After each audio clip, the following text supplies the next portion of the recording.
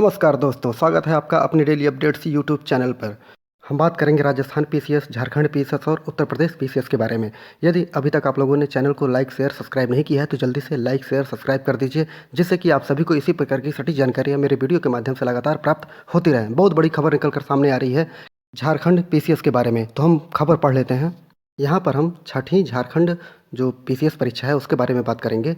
तो इसका जो पेपर है वो प्रारंभिक परीक्षा, मुख्य परीक्षा और इंटरव्यू भी हो चुका है और इसमें 326 लोग जो हैं सेलेक्ट होकर राज्यों में अपनी सेवाएं दे रहे हैं। अब इसमें दिक्कत ये है कि विद्यार्थी इसके लिए कोर्ट चले गए हैं, क्योंकि जब विज्ञापन निकाला गया था तो उसमें कुछ और कहा गया था, और जब सिलेक्शन लिया गया है तो उसको किनारे करते हुए अपने मनमानी ढंग से अधिकारियों ने इसमें सिलेक्शन विद्यार्थियों को दे दिया है। विद्यार्थियों की मांग ये थी कि पहली बात कि विज्ञापन में दिया गया था, जब इसका विज्ञापन निकला था, कि जो हिंदी और इंग्लिश की जो पेपर होते हैं वो लोग क्वालिफाइंग होते हैं, उसके नंबर टोटल में नहीं जोड़े जाते हैं। लेकिन इसमें क्या किया गया कि क्वालिफाइंग पेपर के नंबर भी मेंस में जो है जोड़ दिया गया, मेंस के पूरा टोटल में जोड़ कर जो फाइनल रिजल्ट निकाला गया, जिसके कारण जो है विद्यार्थी जो है अच्छे विद्यार्थी भी बाहर हो गए और कुछ विद्यार्थी जिनका नंबर जोड़ दिया गया वो सेलेक्ट होकर अपनी सेवाएं दे रहे हैं। कोर्ट विद्यार्थी पहुंच गए और कोर्ट जाने के बाद पूरी की पूरी भर्ती ही हाई कोर्ट ने वहाँ की रद्द कर दी। अब देखते हैं क्या होता है।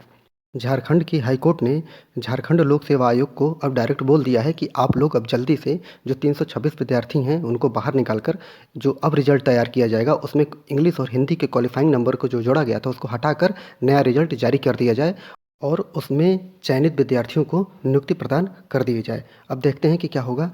जो भी खबर होगी आपको वीडियो के माध्यम से बता दी जाएगी। केवल ये झारखंड की बात नहीं है, जबकि राजस्थान में हो गया या उत्तर प्रदेश में हो गया या मध्य प्रदेश में हो गया, सब जगह के लोक सेवा आयोग की एक ही चीज़ें आ रही हैं कि कभी आंसर की गलत जारी कर देते हैं, कभी सिलेक्शन गलत कर लेते हैं, कभी आरक्षण का मुद्दा उठ जाता है। मतलब सभी मिलाकर विद्यार्थी को कोर्ट जाना ही है।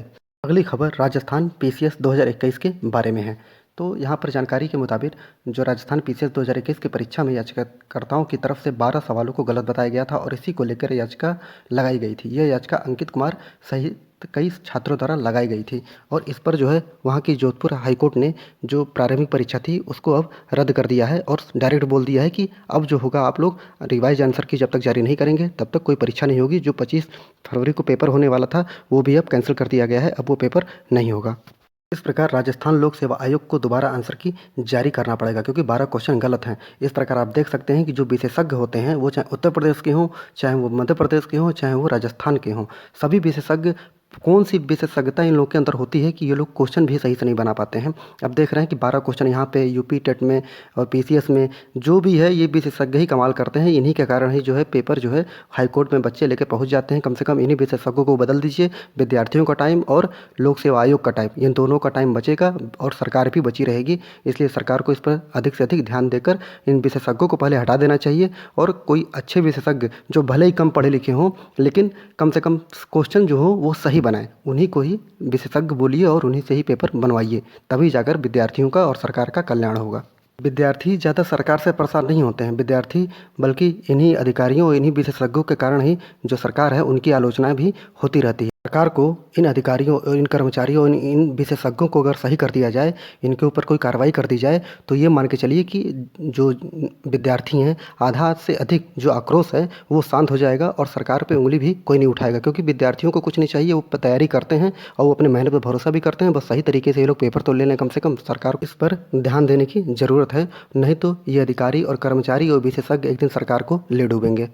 अगर हम पेपर रद्द होने की बात कर लें या पेपर कोर्ट जाने की बात कर लें, क्वेश्चन आंसर गलत करने की बात कर लें या रिवाइज आंसर की गलत दोबारा डालने की बात कर लें, अगर इसकी बात करते हैं और उसमें उत्तर प्रदेश को हम नहीं जोड़ते हैं तो ये उत्तर प्रदेश के साथ अन्याय होगा। तो यहाँ पर हम उत्तर प्रदेश को भी जोड़ते हुए बताते हैं आपको कि उत्तर प्रदेश में भी यूपी पीसीएस में भी घपला किया गया। कौन से पेपर में? 2018 के पीसीएस में किया गया, क्योंकि जैसे ही योगी सरकार बनकर आई थी उस समय जो लोक सेवा आयोग की कमान थी वो प्रभात कुमार को दे दी गई। प्रभात कुमार आते ही आते इसमें एक्सपेरिमेंट करने लगे। उन्होंने कहा था स्केलिंग की व्यवस्था जो पहले से चली आ रही है वो भी स्केलिंग की व्यवस्था अभी भी लागू होगी, लेकिन जैसे आए उन्होंने धीरे से इसको चेंज कर दिया, विज्ञापन में स्केलिंग को लागू कर दिया, लेकिन विज्ञापन में लागू होने के बाद भी स्केलिंग व्यवस्था को 2018 पीसीएस में लागू नहीं किया, जिसके कारण जो विद्यार्थी हैं वो कुछ विद्यार्थी बाहर हो गए और आर्ट साइंस और साइंस साइड जो विद्यार्थी होते हैं जिनको स्केलिंग के द्वारा एक प्लेटफॉर्म पर लाया जाता है कि किसी विद्यार्थी के साथ अन्याय ना हो पाए, और यहाँ पर उन्होंने धीरे से अन्याय कर दिया और इसी को लेकर ही विद्यार्थी कोर्ट गए हैं और इसी पर सीबीआई जांच चल रही है। जैसे ही कुछ पता चलता है आप लोगों को बताया जाएगा, लेकिन एक पेपर की कटिंग है उसको आप लोगों को मैं एक बार दिखा देता हूँ। ये कुछ दिन पहले की खबर है। पीसीएस 2018 में चयनित अभ्यर्थियों को नोटिस जारी कर दी गई है। इलाहाबाद हाईकोर्ट ने स्केलिंग विवाद को लेकर पीसीएस 2018 में चयनित अभ्यर्थियों को नोटिस जारी कर दी गई है। अभ्यर्थियों को स्केलिंग लागू न किए जाने के मामले में दाखिल याचिका में अपना पक्ष प्रस्तुत करते हुए कहा है।